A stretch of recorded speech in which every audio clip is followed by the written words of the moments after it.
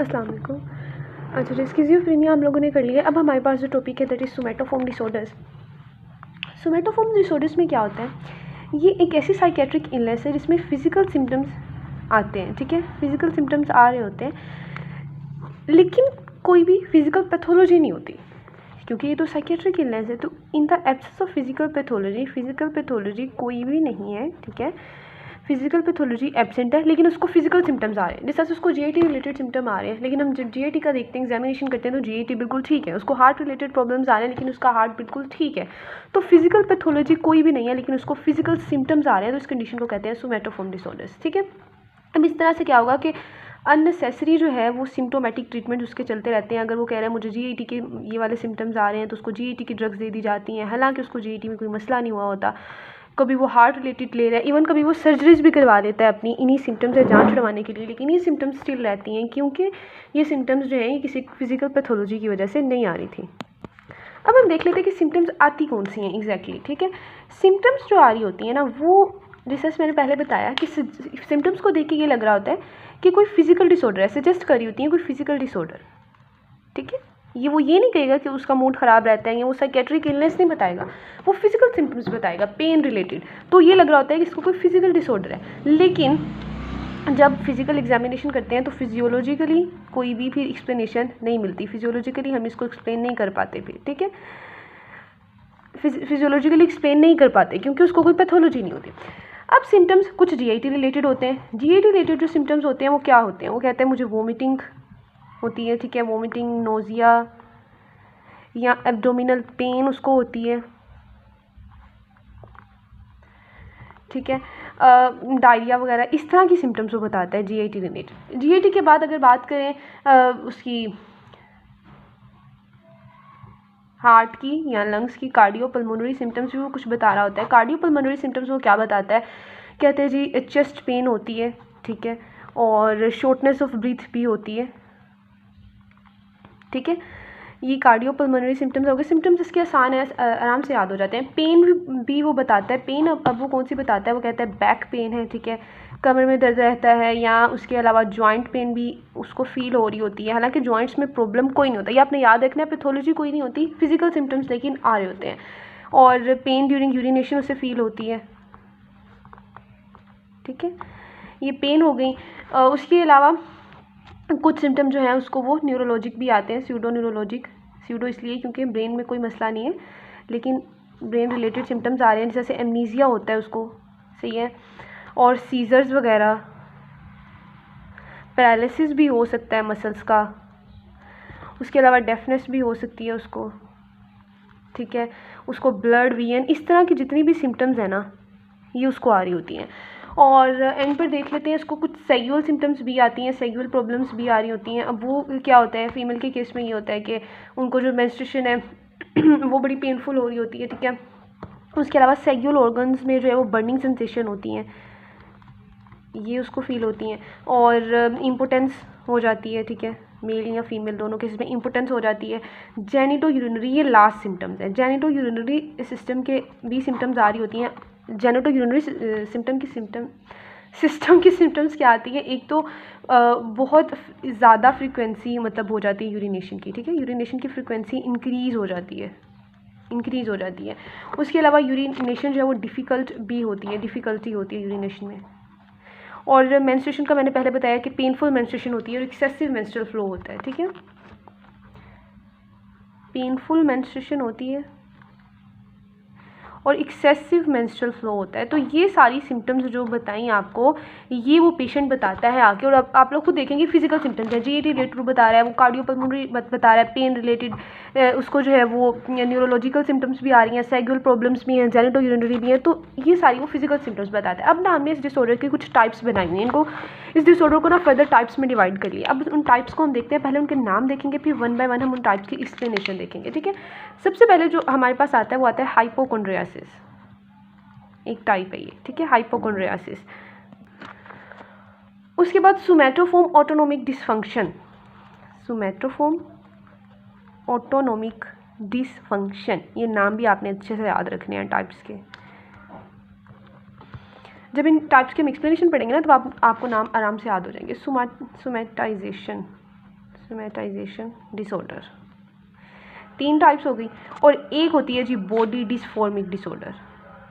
इनकी एक्सप्लेनेशन भी इनके नाम से रिलेटेड है, तो जब एक्सप्लेनेशन हम करेंगे तो नाम आपको आराम से याद हो जाएंगे। तो हाइपोकॉन्ड्रियासिस है, बॉडी डिसफॉर्मिक डिसऑर्डर है, सोमेटाइजेशन डिसऑर्डर और सोमेटोफॉर्म ऑटोनोमिक डिसफंक्शन है। ये होगी जी टाइप्स। अब वन बाय वन हम इन सबकी एक्सप्लेनेशन देखते हैं।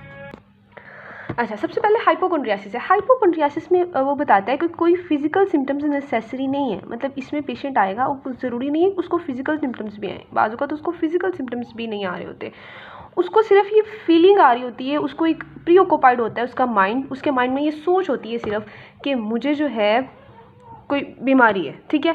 और जो उसकी नॉर्मल सेंसेशन है, जैसे उसकी नॉर्मल पल्स है, उसका नॉर्मल टेम्परेचर है, सब कुछ नॉर्मल है, लेकिन वो इनको किसी बड़ी सीरियस डिजीज़ की सिम्टम्स समझ रहा होता है, ठीक है। तो प्री ऑक्युपाइड होता है कि जो ये जो नॉर्मल सेंसेशंस है ना, जो नॉर्मली हर किसी की बॉडी में चल रही होती हैं, इनको वो क्या समझ रहा होता है, नॉर्मल सेंसेशंस को किसी सीरियस डिजीज़ की सिम्टम्स, ठीक है। नॉर्मल सेंसेशंस तो सिम्टम्स हैं जी किसी सीरियस डिसऑर्डर के। ये सोच उसको आती है, ठीक है। और इसीलिए वो बार बार फिजिशियंस के पास जाता है, डॉक्टर के पास वो बार बार जाएगा और डॉक्टर उसको बार बार ये रीअश्योर कराता जाएगा कि आपको कुछ नहीं हुआ, लेकिन फिर भी वो खौफ और वो परेशानी उसके माइंड से नहीं जाएगी, ठीक है। तो उसको कहते हैं हाइपोकॉन्ड्रियासिस। इसका अब ये होता 20 से 30 ईयर्स की एज के दरमियान है यूजली, और ये मैन और वुमेन दोनों इक्वली अफेक्टेड होते हैं, और CBT ही इसका ट्रीटमेंट है, ठीक है। फिर CBT उसको दिया जाता है। अच्छा जी, नेक्स्ट हमारे पास जो है सेकंड टाइप, ये तो बड़ी आसान थी ना हाइपोकॉन्ड्रियासिस।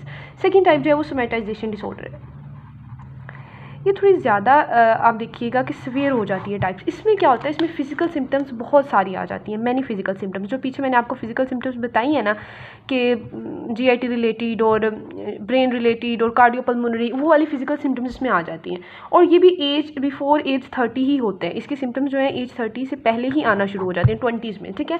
अब अगर किसी पेशेंट को आपने डायग्नोस करना है कि भाई उसको सोमेटाइजेशन डिसऑर्डर है, तो उसमें मस्ट ये वाले सिम्टम्स होनी चाहिए। कौन कौन से सिम्टम, जिससे से आपको याद हो जब मैंने स्किज़ोफ्रेनिया पढ़ाया था तो मैंने कुछ सिम्टम्स बताए थे कि फर्स्ट रैंक सिम्टम्स है, अगर ये सिम्टम्स है उस पेशेंट में तो वो स्किज़ोफ्रेनिया का है। बिल्कुल वैसे ही सोमेटाइजेशन डिसऑर्डर में वो बता रहा है कि ये वाले सिम्टम मस्ट होने चाहिए, उसको 4 डिफरेंट तरह की पेन्स होती हों, ठीक है। जैसे अगर बैक पेन है, जॉइंट पेन है, फिर यूरिनेशन के दौरान पेन हो रही है, फिर उसको जो है वो उसकी लेट्स सपोज लिम्स में भी पेन होती है, तो 4 तरह की उसको पेन होनी चाहिए। उसके बाद GIT रिलेटेड 2 सिम्टम्स होनी चाहिए, जैसे अगर नोजिया है, वोमिटिंग है, डायरिया है, इस तरह की GIT रिलेटेड 2 सिम्टम्स होनी चाहिए। एक उसको सेगुअल सिम्टम होनी चाहिए, ठीक है। सेगुअल सिम्टम जो बताई थी आपको कि उसको बर्निंग पेन होती है सेगुअल ऑर्गन्स में, या उसको इम्पोर्टेंस हो जाती है, ठीक है। और एक उसको जो है वो स्यूडो न्यूरोलॉजिक सिम्टम, जैसे एमनीजिया था और उसको जो है वो डेफनेस वगैरह थी, ठीक है। तो एक स्यूडो न्यूरोलॉजिक, एक सेगुअल, 2 GIT से रिलेटेड और 4 पेन से रिलेटेड, ठीक है।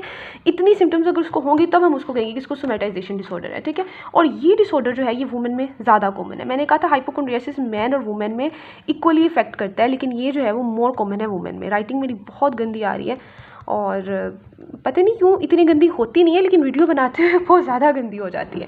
अच्छा, ये डिसऑर्डर वुमेन में ज़्यादा कॉमन है, ठीक है। अब सिम्टम्स इसके क्या है मैंने बता दिए हैं, यहाँ पर लिखने की मुझे नहीं लगता ज़रूरत है। पेन होती है, nausea, vomiting, menstrual irregularity, sexual dysfunction, तो इस लिहाज से उसको सिम्टम्स आती हैं।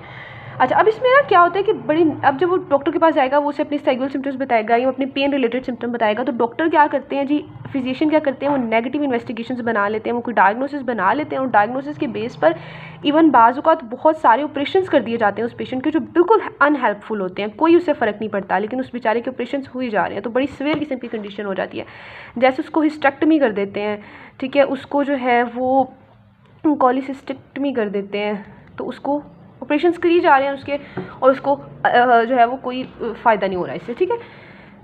अब इसको ट्रीट कैसे करना है, अगर डायग्नोसिस हो गया है कि उसको सोमेटाइजेशन डिसऑर्डर है, तो कैसे ट्रीट करना है उसको, जो है वो कोई प्रूवन ट्रीटमेंट नहीं है। चलें जी, बात ही ख़त्म हो गई, उसका कोई ट्रीटमेंट नहीं है, बस उसको फिर हौसला ही दिया जा सकता है कि आपको जो है वो कोई मसला नहीं है, और आप रीअश्योर कराया जा सकता है उसको।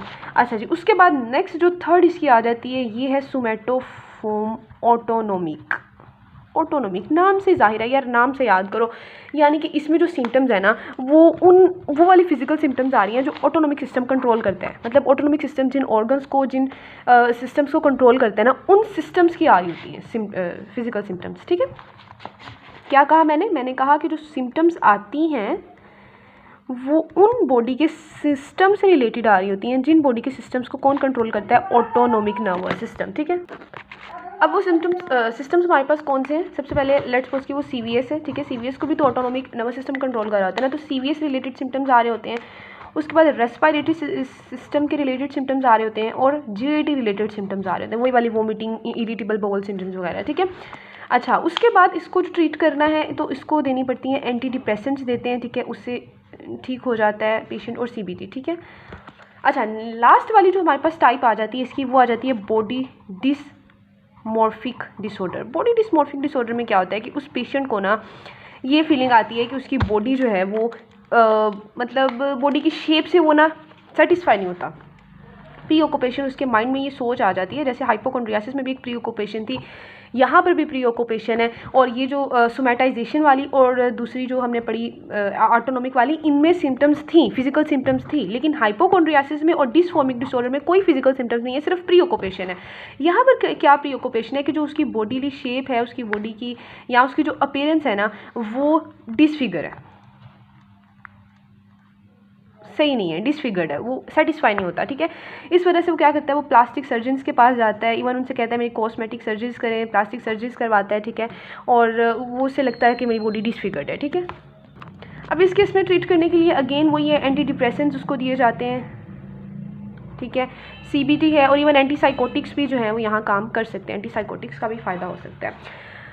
टाइप्स हम लोगों ने देख ली। अब हमने बात करनी है एटियोलॉजी की। एटियोलॉजी क्या, इसकी कॉज हो क्या सकती है। जैसे हमने स्किज़ोफ्रेनिया में पढ़ा था कि उसको जो न्यूरो डेवलपमेंटल डिसऑर्डर है, सही से डेवलपमेंट नहीं हुई ब्रेन की, या डोपामिन की एक्सेस हो गई है, तो यहाँ पर एटियोलॉजी क्या हो सकती है। यहाँ पर एटियोलॉजी इनकम्प्लीटली अंडरस्टूड है, पता नहीं चल सका अभी तक कि क्यों, क्या ऐसी वजह बनती है कि उसको ये सारी सिम्टम्स आना शुरू हो जाती हैं विदाउट एनी फिजिकल पैथोलॉजी। लेकिन ये कहा गया है कि इसमें जो है ना कंट्रीब्यूशन करते हैं कुछ फैक्टर्स। अब वो कौन से फैक्टर हैं जो कंट्रीब्यूशन करते हैं,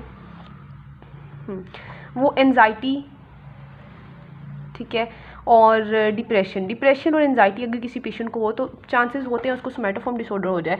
और असल में ना ये होता है कि वो जो पेशेंट होता है वो एक्सेसिव कंसर्न रखता है अपनी फिजिकल इलनेस के बारे में कि कहीं मैं बीमार ना हो जाऊँ, ठीक है, उसको एक्सेसिव कंसर्न होता है, और इसीलिए वो बीमार होता भी नहीं है लेकिन अपने आप को बीमार समझता रहता है क्योंकि उसको फिजिकल इलनेस का एक्सेसिव कंसर्न। अच्छा, यहाँ पर उसने एक बड़ा इंपॉर्टेंट पॉइंट बताया, उसने ये बताया है कि ज़्यादातर लोगों में ये होता है कि उनके लिए कोई फैमिली हिस्ट्री, कोई प्रीवियस हिस्ट्री ऐसी होती है, जैसे उसकी फैमिली से रिलेटेड या उसके पेरेंट्स से रिलेटेड या किसी भी और रिलेटिव से रिलेटेड, उसे उन लोगों को ना बहुत ज़्यादा सीवियर पेन में देखा होता है या किसी फिजिकल इलनेस में देखा होता है सीवियर किस्म की, तो इसीलिए उसका ये बिलीफ बन जाता है, उसको ये बिलीफ हो जाता है कि इलनेस इसी तरह होती है, बहुत तकलीफ दे होती है और मुझे कहीं इलनेस ना हो जाए, इसलिए वो बार बार डॉक्टर के पास जा रहा होता है चेकअप करवाने के लिए, हालांकि उससे कोई मसला नहीं होता, लेकिन इस हिस्ट्री की वजह से उसका जो बिलीफ बन गया होता है ये भी उसको सोमैटोफॉर्म डिसऑर्डर की तरफ ले जाता है।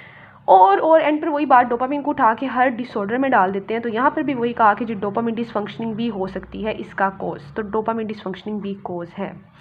बस इतना इसका एटियोलॉजी है। नेक्स्ट वीडियो से हम लोग इसका ट्रीटमेंट करेंगे और फिर हमारा सोमैटोफॉर्म डिसऑर्डर्स भी डन।